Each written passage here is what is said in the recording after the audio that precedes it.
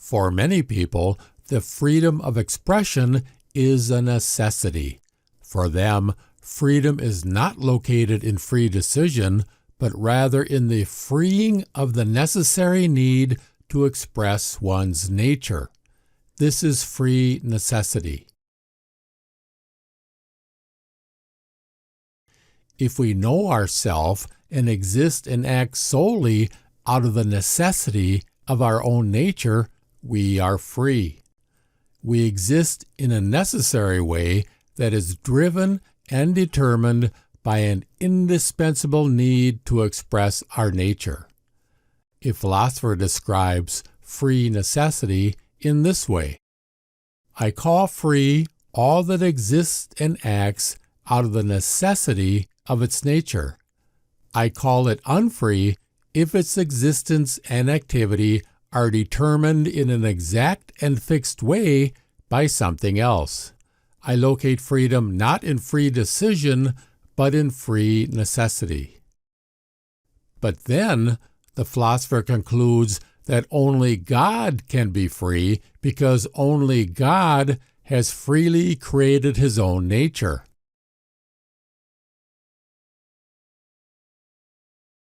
The nature of created things is not free because they have been determined by external causes.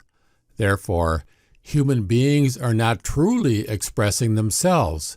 We are merely reacting to life according to the natural and social factors that formed our nature from the outside. Let us come down to created things, which are all determined by external causes to exist and to act in a fixed and exact way. To see this more clearly, imagine a stone, for example, that receives a certain momentum from the impact of an external cause. Of necessity, the stone continues to move after the impact. The continued motion of the stone is compelled, for it is due to the external impact and not to the necessity of the stone's own nature. What applies here to the stone applies to everything else, no matter how complex and many-sided. Everything is determined by external causes with the necessity to exist and to act in a fixed and exact way. Now please assume the stone, while in motion, thinks and knows it is striving to the best of its ability to continue in motion.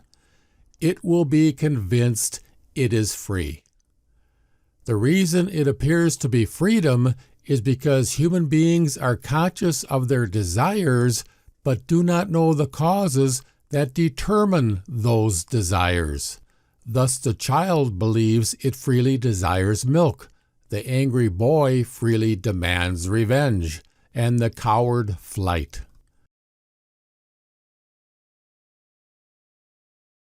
The error in this view is that a human being is not just conscious of his action.